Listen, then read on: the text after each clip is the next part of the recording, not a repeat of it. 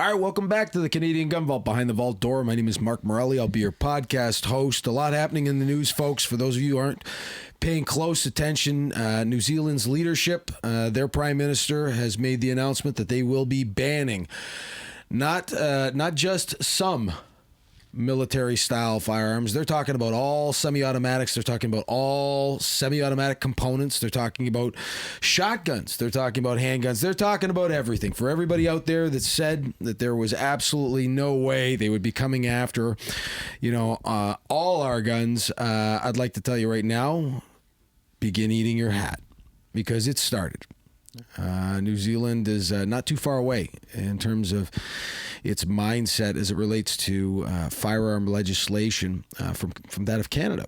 And, in many ways, certainly Brian and I have had our discussions looking at the outline gun laws and regulations that surround New Zealand, and how we thought that there was a lot there that could be learned from their rules and regulations, their multi-tiered system whereby people could own different types of firearms. Looking at the event itself, I'm told that there may have been some steps skipped in the screening process as it related to getting that madman his license before he committed that act. And I mean, we know now that he obtained his license just a few months prior to doing that, and that he did obtain, and I won't hide from that fact, he did obtain his firearms legally. There is, however, some talk of some steps being missed in the selection process. And his candidacy may have been, there may have been some things that were overlooked, that his references may have been online references, that there was no home visit to his house to take a close look at the environment he lives in, which is apparently the norm. And with that in mind, Brian and I having our conversations about New Zealand and their talks and their legislation as it relates to firearms and ownership, private ownership. At this stage, looking at how quickly New Zealand has reacted to this, and knowing full well that Billy Blair and Ralph Goodale are looking to make an announcement, and they haven't eliminated any possibility. They're willing to explore any and all reasonable, as they put it, options as it relates to the improvement of public safety through changes to the Firearms Act. I think personally, I think the reaction to an event like this has been planned for quite some time. I think that this is something that they've been looking at. If you want my predictions, and I mean, I've made quite a few. I mean, I've had my discussions, if you want to call them that, with lobby group leaders. I remember one in particular. About a year and a half ago, I spoke with one lobby group leader in particular, and they thought that I was sounding some false alarms by saying that the SKS was going to get banned. They thought that there was no link at all between, corporate business and politics as it relates to firearms. Nothing could be further from the truth. I hope they understand that by now, that it was a pretty naive kind of perspective of the world as it relates to politics and firearms.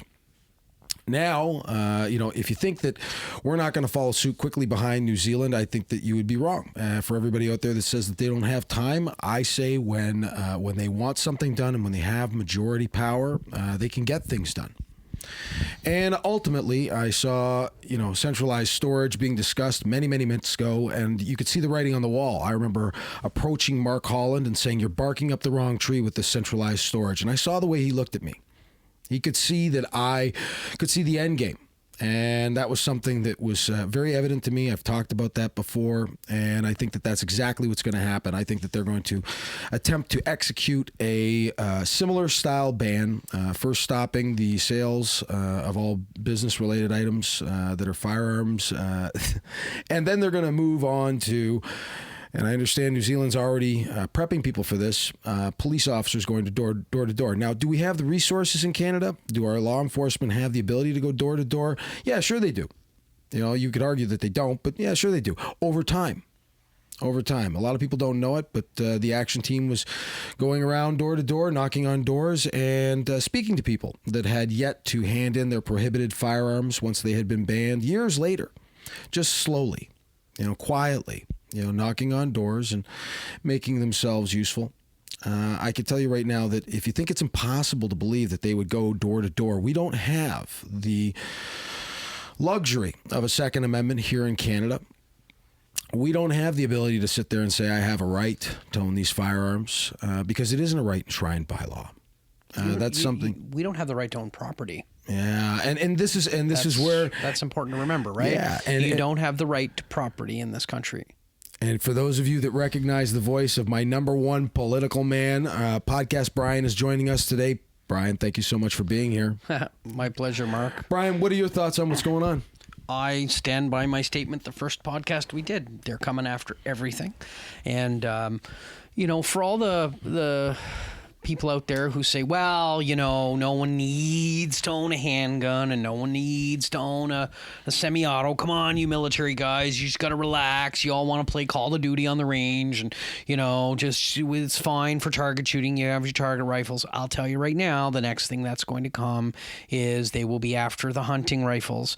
And remember, the way they will do that is they will say no one really needs to hunt here. If you live on a farm or you live on a nation or you're far up north, that's different. But there is no one from the southern tip of Canada up until maybe the bottom of the Arctic Circle who really needs to hunt for their food. They can go to a supermarket and get their food, and therefore hunting is unnecessary and harmful to the environment, and therefore you don't need hunting rifles. And if you don't think that can happen, you haven't been paying attention, because I'll tell you right now, the military rifles and the handguns, I honestly believe that by this election, their fate will be sealed. That's not to say they're genuinely going to have the time to get their hands on all of them, but I think the process will be in place whereby either the legislation will be proposed or it will be enacted whereby a complete ban on semi-automatic rifles and handguns will be in place, and I don't think that's unlikely at all. And here's the problem: once it's in place, it will put a great deal of pressure on the opposition not to undo it, because all that has to happen is they undo it or they propose something different, and there's another one of these mass shootings and they're the bad guys. So the danger for anyone who wants to give us any more latitude in our gun laws is so great. People don't give enough credit to the Harper government who came up with a common sense way to go about the ATT and tried to maintain some kind of reasonableness in the oversight that was managing Canadian gun laws. I still hear people out there going, well, this is all Harper's fault because he didn't repeal the act and he didn't do this and he didn't do that. You have to realize that if that had happened and anything bad had happened, that government would never have a chance of getting in ever again. So, for those of you who want to see the corrupt liberals out, you've got one choice. You've got one choice to make sure that group gets out, and you gotta volunteer, you gotta donate, and you gotta vote wisely, because there's a very, very little. I say we have about a 5% chance to retain our shooting sports in this country at this stage. I say we're at about 5%. And you know what? And I'm going to chime in right now by telling you this: that I see a lot of people, I think, operating underneath some misconceptions, and it's going to echo some of your sentiments there. I see a lot of people that say, "Well, this government's gone, and you know what? We're going to vote them out next election anyway. We'll just roll it back." And some people are operating under the misconception that it will be that simple, and that it will be a process that can happen instantaneously. First of all, one, if we split the vote and Max garners any kind of attention this election, we could be in trouble. Not only could we lose the election, but even if we have a minority government, they can slow a process down to the point where we will continuously be losing what I like to call rights. I don't care what anybody says, because just because they've called it a privilege doesn't mean that it's not a right. I mean, I have a right to own property. I really do believe that if I've worked hard, and I mean, this applies to anybody. This isn't just gun owners, and I hope that everybody listening out there isn't just thinking of this situation as it relates to firearms only. I want you to think about it in its totality as it relates to privately owned property. I don't like, and it's funny because I'm on my way here, and would you believe that I can't put air in the tire of my car without somebody stopping me and saying, "I know who you are"? and thank you, and pointing to the window in their car and seeing a CCFR sticker, and knowing that there are people out there, and they're everywhere. I mean, I can't go through a lineup in the checkout section of the supermarket without somebody knowing who I am, and or being pro firearms or being pro freedom, more importantly. And I want everybody out there listening to imagine a world where the government can suddenly say to you, we don't think you should be allowed to own your car. We don't think you should be able to allow, should be allowed to own your house, right? Because that's effectively what they're doing. They're saying that all the work that you put into, your job, right? The blood and sweat in some situations, in others, just many, many man hours to pay for your things, the things that you enjoy and love, that they can suddenly step into your life without any justifiable cause in the face of all evidence to the contrary and just take it from you. What they're basically saying is, right, they own you. And I've heard that spoken aloud before, and it sounds a little bit extremist perhaps, but if they can suddenly take away what you've bought, they literally own all the work that went into buying that item as well. Well, and you've paid taxes on them, and you've complied with their little regulations, and it's we are being rapidly pushed out of the sphere of having influence on the people that run things. And, the thing that frustrates me, Mark, is that these people work for us. Yeah. They're our employees. They answer to us. Yeah, no, So here's the thing, I understand everyone's upset and everyone's angry right now. We're frustrated. And, the same hypocrisy that these people throw in our faces saying, well, you can't blame everyone in one group for the actions of a few. Don't have a problem turning around and saying, well, we're all going to be held responsible for the actions of one.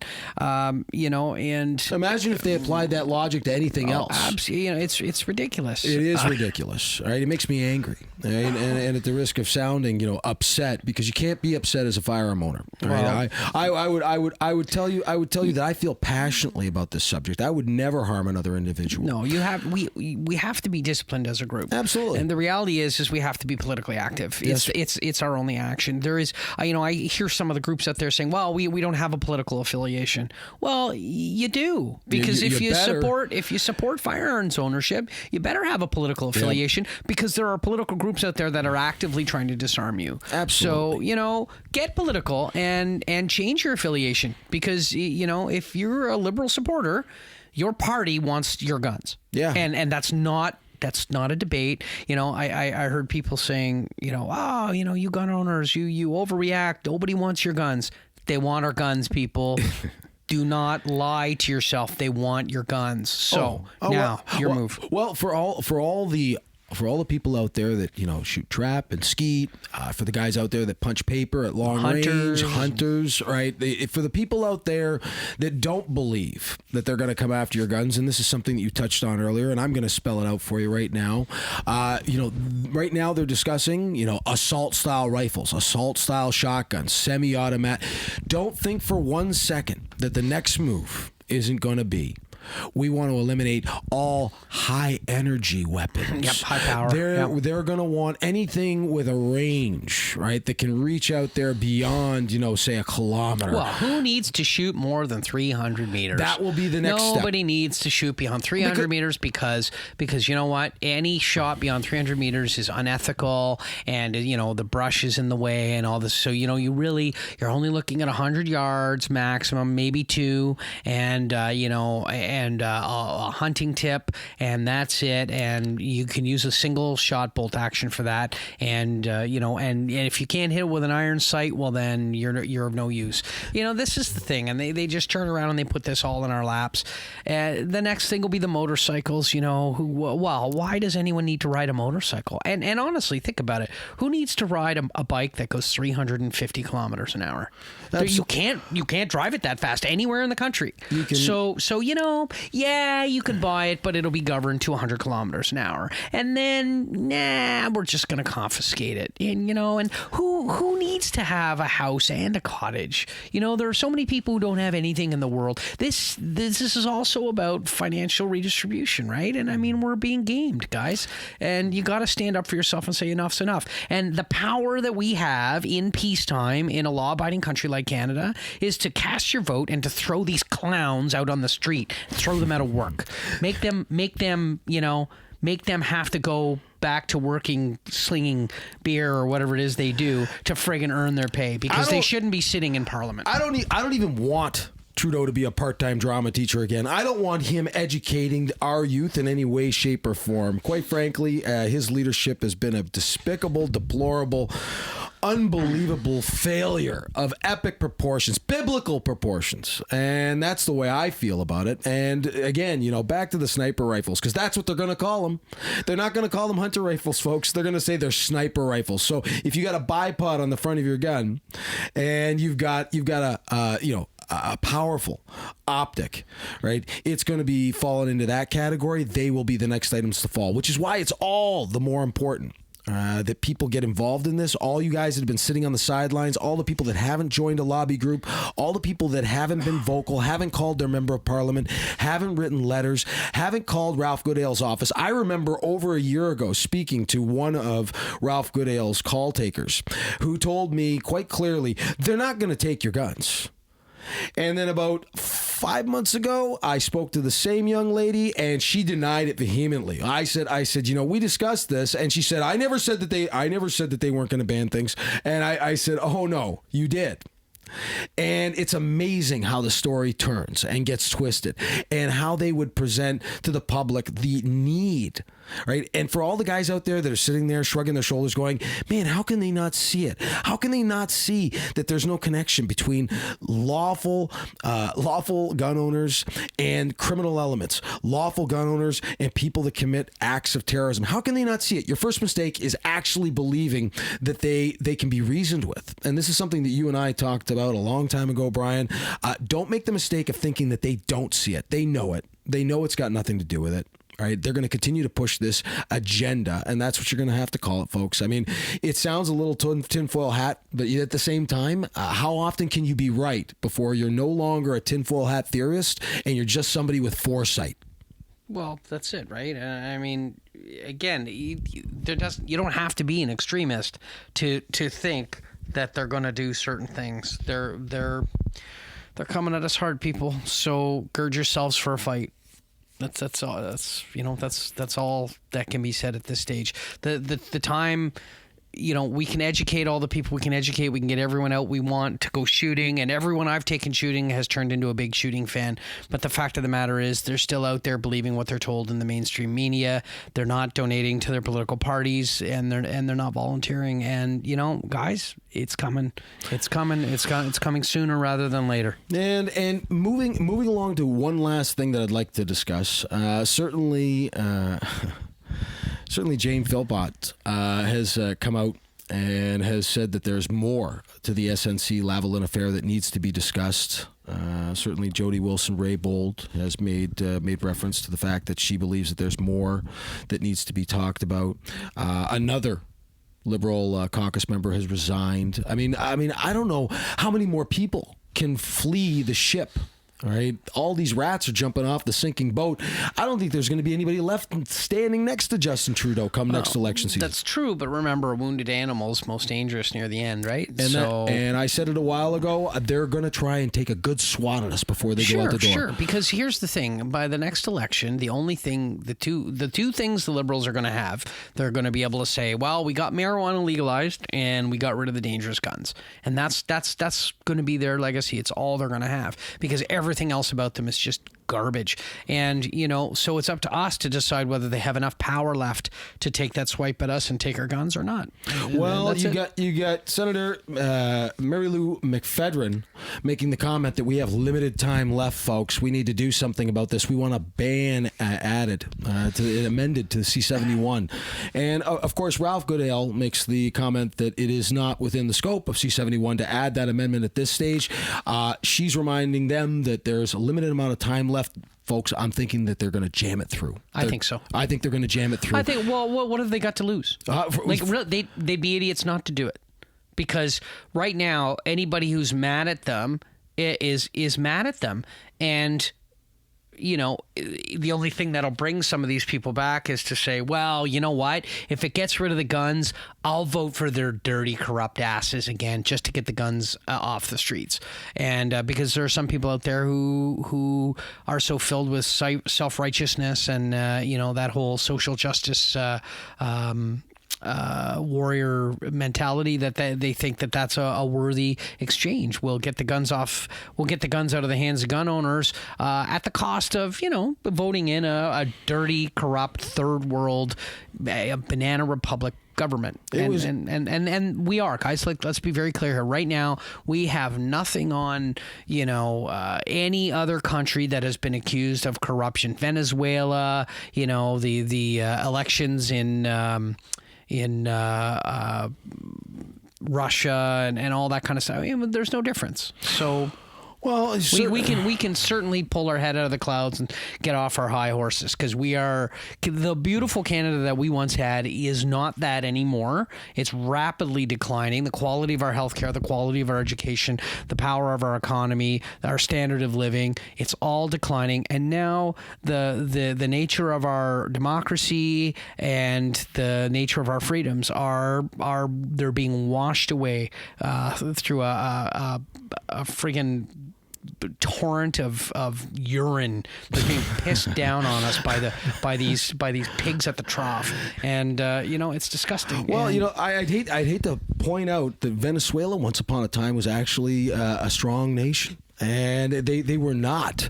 Right, the cesspool that they are today. When I say cesspool, I mean it's in rapid decline. I mean, I understand that the government is actually preventing food from coming in. Rapid decline. The decline has happened. It's now a cesspool. Well, it's a septic tank. I just don't want to offend anybody in Venezuela. I'm still Canadian. Oh no, I'm still. And again, I mean, this is the problem. Whenever you criticize the bad, everyone gets tossed in with it. It's like the problem is that Venezuelans suffer the most at the hands of their Venezuelan government, you know, and it's like if you criticize some of the more extreme elements of Islam, you're attacking all Muslims. Well, the Muslims suffer at the hands of Islamic extremism more than anyone else in the world. Yes. So when you criticize the Islamic extremism, you're advocating on behalf of the peaceful Muslims that everyone is always carrying on about. And this is the problem. It's the whole white privilege thing that is uncomfortable with itself, to the point that it wants to treat Muslims and it wants to treat people of color as if they're children that need to be cared for by us, as if there's somehow some kind of superiority there. It's ridiculous. These people are perfectly capable of understanding what the problems are in their own cultures, and they need to be supported and backed, not criticized. Mm-hmm. So, this jerk who went into a mosque and shot a whole bunch of people, some of those people may have been extremists, but the most of them weren't. Yeah. And so he targeted a whole bunch of people who were innocent, and that's inexcusable. And this is what goes on not only with violent acts like this, but also with philosophical discussions. Yep. Everyone's getting thrown aside, and everyone's grabbing for the extreme position. If you don't like unrestricted migration, you're a Nazi, and I mean it's ridiculous. It's stupid. Yeah, absolutely. And I'd like to point out that some of the biggest critics of Islam are Muslims. People that have seen firsthand the atrocities that occur. Yeah, absolutely. I mean, it doesn't make you a bad person. No. It doesn't make you a bad person to completely denounce extremism. Right, and to decry violence and to denounce acts of deplorable, despicable violence leveled against other human beings. I don't have a racist, bigoted bone in my body, but I'll tell you something: I will not ever accept terrorism as being the norm, being healthy. No. I don't support it. I think that anybody who thinks that any element of extremism, as it relates to terrorist acts. Anybody who supports that's an asshole. Well, and anyone who gets too high up in their, again, on their high horses. I mean, it wasn't all that long ago that Ireland was ripped in half by idiots bombing churches and killing each other in the streets and kneecapping one another and all this over, whose magic friend in the sky was more important. Like, come on. Yeah. Like, this is not the way we treat each other. And we have to be smarter than that. Well, certainly we're making efforts to get the word out to as many people as possible. Love that everybody out there has been listening in. We appreciate all your support. Don't forget to like and subscribe to us on YouTube and on Instagram and on Facebook, and continue to spread the message that we share here. The legitimate firearm community has never been part of the problem. We are going to continue to fight for your rights and spread the positive message about legal firearm ownership and Canadian freedom. Brian, thank you so much for being here. Thanks for having me, Mark. All right, always great having you here in Canada. Don't forget to shoot straight and stay safe.